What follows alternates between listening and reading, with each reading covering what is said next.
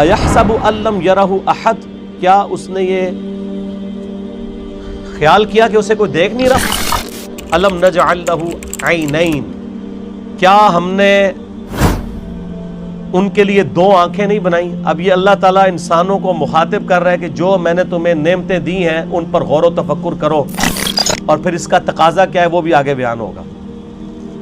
ہم سب جتنے 100+ یہاں لوگ بیٹھے ہیں یا ہزاروں لوگ جو ویڈیو میں دیکھیں گے، کہ پوری دنیا کے انسان اپنے آپ کو سامنے رکھیں، اللہ تعالیٰ آپ سے مخاطب ہے۔ أَلَمْ نَجْعَل لَّهُ عَيْنَيْنِ، کیا میں نے تم لوگوں کو آنکھیں نہیں دیں؟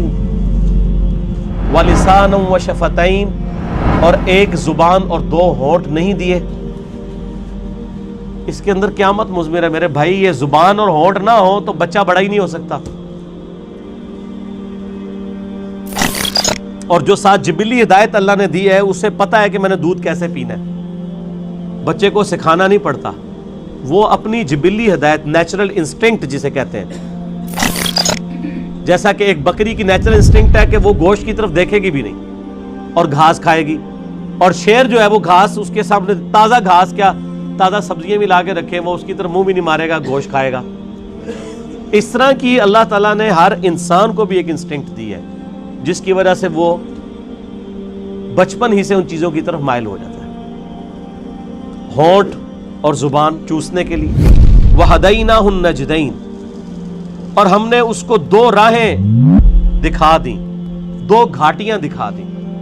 ایک معنی اس کا یہ بھی کیا گیا ان دو گھاٹیوں سے مراد اس بچے کے لیے جو ماں کے دودھ پینے کی جگہ ہے وہ مراد لی گئی ہے، کیونکہ ہونٹوں کا ساتھ ذکر ہے اور زبان کا ذکر ہے، اور اس کے بعد اس کو جبلی ہدایت بھی دی ہے، یہاں سے تجھے دودھ ملے گا۔ اور ایک اس کا معنی یہ کیا گیا ہے کہ ان گھاٹیوں سے مراد یہ ہے کہ اسے بتا دیا گیا ہے کہ یہ حق کا راستہ ہے، اس کا انجام جنت ہے، اور یہ برائی کا راستہ ہے، اس کا انجام جہنم ہے۔ اِنَّا هَدَيْنَاهُ السَّبِيلَ إِمَّا شَاكِرًا وَإِمَّا كَفُورًا، ہم نے ہدایت کا راستہ دکھا دیا ہے، چاہے شکر گزاری کی روش اختیار کرو خواہ نہ شکری کی۔ فَلَاقْتَحَمَ الْعَقَبَةَ، پھر وہ داخل ہی نہیں ہوا اس گھاٹی کے اندر جو اللہ کی ریکوائرمنٹ تھی کہ کون سی گھاٹی اختیار کرنے والی تھی۔ وَمَا أَدْرَاكَ مَا الْعَقَبَةُ، اور تمہیں کیا پتا ہم کس گھاٹی کا ذکر کر رہے ہیں؟ فَكُّ رَقَبَةٍ، وہ گھاٹی ہے غلاموں کی گردن کو چھڑانا۔ میں اکثر کہتا ہوں کہ یہ جو مال خرچ کرنا ہے نا، یہ اللہ تعالیٰ کو اتنا محبوب ہے کہ قرآن حکیم میں نماز کے پیرلل ہمیشہ اللہ کی راہ میں صدقہ کرنے کا ذکر آیا ہے،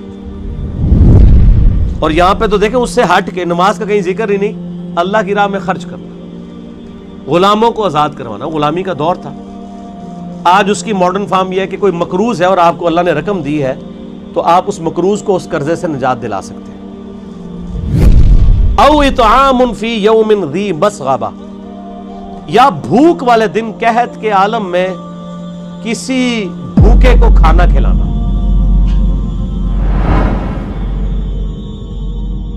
مگر یہ گھاٹی پر سے ہو کر نہ گزرا، اور تم کیا سمجھے کہ گھاٹی کیا ہے؟ کسی کی گردن کا چھڑانا یا بھوک کے دن میں کھانا کھلانا، کسی رشتہ دار یتیم کو یا مٹی میں پڑے کسی نادار کو۔ یہ ہے وہ گھاٹی جو تمہیں عبور کرنی، یعنی جیب ڈھیلی کرنی ہے اللہ کے لیے۔ اللہ کے لیے جیب وہی ڈھیلی کرے گا جس کی یہ عقیدت ہوگی اللہ کے ساتھ، اور یہ عقیدہ وابستہ ہوگا کہ میں جو مال اللہ کی راہ میں خرچ کر رہا ہوں الٹیمیٹلی اس کا بدلہ مجھے اللہ تعالیٰ نے آن دا ڈے آف ججمنٹ قیامت کے دن دینا ہے۔ دنیا میں تو اگر آپ سے گورنمنٹ کہے کہ آج 10 روپے خرچ کرو، ہفتے بعد 1 لاکھ روپیہ لے لینا، تو سب لوگ کہیں گے جی ہمارے پاس تو کافی پڑے ہوئے ہیں، گھر یہ بھی لے لیں، اور لاکھ کے ساتھ ڈبل شاہ کے کئی واقعات آپ کے ملک میں نہیں آتے۔ اور اللہ کیا فرما رہا ہے سورہ البقرہ میں؟ 700 گنا تک کر کے لوٹاؤں گا، 700 گنا، اور یہ فرمایا جس کے لیے چاہوں گا اس سے بھی زیادہ اس کے لیے لوٹا دوں گا۔ اتنا بڑا پروفٹ تو کوئی بھی نہیں دیتا۔ اور اس دن جس دن کی کرنسی صرف نیکی ہے، قیامت کے دن، قرآن حکیم میں کئی جگہ آیا نا، اگر کسی شخص کو یہ اختیار دیا جائے کہ اس زمین اور اس کے مثل اور سونا، پوری زمین جتنا سونا بھی خیرات کر دیا جائے، تو کہے گا یا اللہ میں خیرات کرتا ہوں، مجھے دوزخ سے رہائی مل جائے۔ تو یہاں تو اللہ تعالیٰ آپ سے اتنا بڑا سونا ڈیمانڈ نہیں کر رہا، گیون سرکمسٹانسز میں جو جتنا افورڈ کر سکتا ہے اللہ کی راہ میں خرچ کرے۔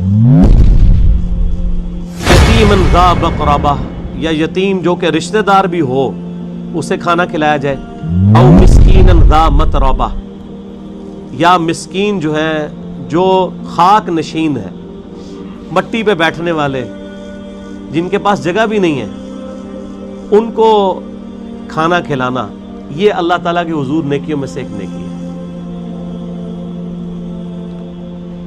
ثم كان من الذين آمنوا وتواصوا بالصبر وتواصوا بالمرحمہ، پھر اس کے بعد ایمان والوں سے جو ایک دوسرے کو نصیحت کرتے ہیں صبر کی، اور ایک دوسرے کو رحمت کی نصیحت کرتے رہتے ہیں۔ جو صبر کی نصیحت اور ایک دوسرے کو مہربانی کی تلقین کرتے رہے، یہی لوگ اچھے نصیب والے ہیں۔ دیکھیں، اللہ کی راہ میں صدقہ اور خیرات کرنے کے بعد اللہ تعالیٰ نے ایمان لانے کا ذکر کیا ہے، اور اللہ کی راہ میں جو صبر و استقامت ہے اس کا ذکر کیا ہے، صرف امپورٹنس بتانے کے لیے کہ اللہ کی راہ میں جیب ڈھیلی کرنے کی کتنی امپورٹنس ہے۔